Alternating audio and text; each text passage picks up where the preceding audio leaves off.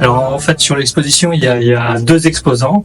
Là ce côté de l'exposition c'est Achia Gogorza qui a fait cette exposition et il raconte en effet l'histoire d'un très vieux châtaignier. On pense qu'il avait environ 500 ans, c'est une estimation, qui faisait vraiment partie, il était dans une ferme et il a fait partie, on va dire, de génération en génération de la famille qui vivait dans cette ferme-là.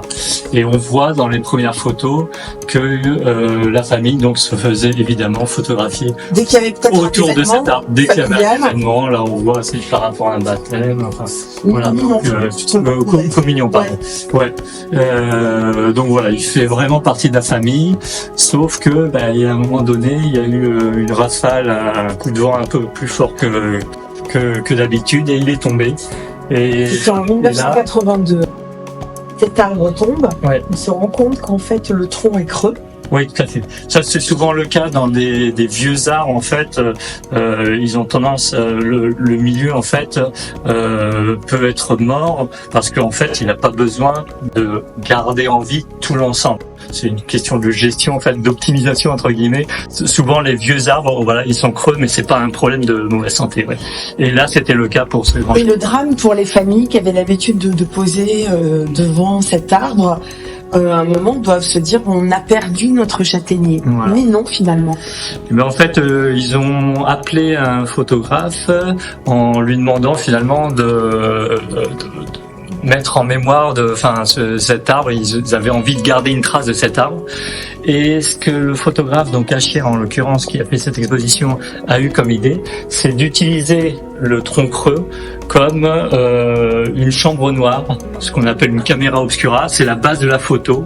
C'est-à-dire que, et là on va pouvoir le voir derrière, en fait, ils vont masquer donc tout le tronc pour en fait laisser juste un petit trou pour que la lumière puisse passer. Et en fait, ça c'est la base d'un appareil photo. C'est-à-dire que quand la lumière va passer, en fait, elle va former une image inversée au fond de la chambre noire. Et il suffisait après de mettre comme ça paraît sympa. Oui, c'est pour ça. Du papier photosensible en fait pour impressionner cette image. Donc voilà, c'est ce qu'il raconte là. Et au final, ça va donner finalement une photo prise par l'arbre. Donc on inverse. C'est assez drôle. La logique, voilà. Donc c'est l'arbre qui devient photographe. Exactement. C'est l'arbre qui a pris la photo en famille. Et là, on voit le résultat final. Donc il y avait plusieurs papiers photosensibles en fait. D'accord. Et c'est donc un temps de pause long. On voit d'ailleurs les personnages qui ont bougé un peu pendant le temps de pause parce que ça devait être, je crois, faudrait regarder, une pause de 15 minutes environ. Donc fallait qu'ils bougent pas pendant 15 minutes. Et du coup en fait finalement on a les photos en noir et blanc, vraiment les photos famille anciennes. Tout ce qui est reportage pour expliquer comment ça a été fait, c'est des photos en couleur. Et là, en effet, c'est parce que c'est aussi plus simple de faire des tirages noir et blanc plutôt que de la couleur quand on fait de l'argentique. Et là, c'était de l'argentique puisque il fallait du papier photosensible. Mon sujet de prédilection, c'est la nature. On va dire sous toutes ses formes. Donc, ça peut être photo de paysage, ça peut être photo animalière, dont les oiseaux, ça peut être donc les arbres, évidemment, et ça peut être aussi tout ce qui est petit. Ça peut aller de la fleur à l'insecte, la macrophoto. Voilà, tout ça, ça me passionne. Alors, on va rester sur le sujet qui nous intéresse aujourd'hui, l'arbre, précisément. Qu'est-ce qui fait qu'une photo va être réussie lorsqu'on prend un arbre? Alors, photo d'arbre, c'est pas le sujet le plus facile en photo. Souvent, ce qui est intéressant, notamment si on est dans une forêt, c'est essayer de trouver le sujet qui nous inspire, qui nous a fait waouh, où on trouve quelque chose de particulièrement beau. C'est trouver le sujet dans une multitude, par exemple d'arbres, trouver un arbre qui a une forme particulière, qui nous inspire plus, qui nous attire.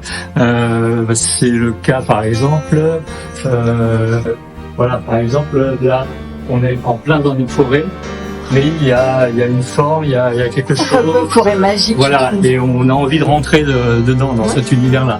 Donc Un peu voilà, il y a... esprit Seigneur des Anneaux, Voilà. quelque chose Ouais, voilà, ouais. d'un peu fantastique. Ouais, ça Pareil, hein, avec cette et jouer cette aussi lumière. avec la lumière, bien sûr. Là, surtout que toutes les photos sont accompagnées de textes, on va dire, sur des découvertes scientifiques un peu récentes, etc. Donc là, c'était pour reparler un peu de la photosynthèse, qui est, enfin, qui Oui. est juste, Naturel. oui, merveilleuse au niveau des effets que ça nous procure et qui. Dernière question, Ouais. Hervé, de toutes les photos qui sont exposées ici concernant les arbres que tu Ouais. as signées, quelle est celle que tu préfères? Difficile, je me suis même pas posé la question.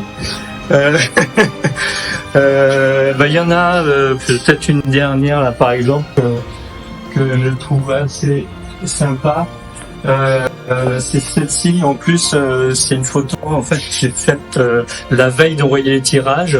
Donc vraiment au dernier moment, quelqu'un qui m'a conseillé d'aller voir un vieux chêne qui est magnifique. Là en fait, on voit c'est des racines mais qui sont à peu près à cette hauteur-là. Donc c'est un chêne particulier. Et là, la prise de vue me fait penser un peu au roi qui est dans son siège, sur son trône. Et voilà, je trouve qu'il a quelque chose de royal, magnifique. Donc ça fait partie des photos que Ou alors, comment elle s'appelle dans Pocahontas? Grand-mère feuillage?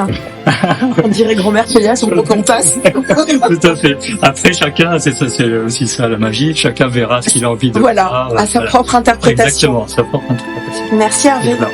Merci.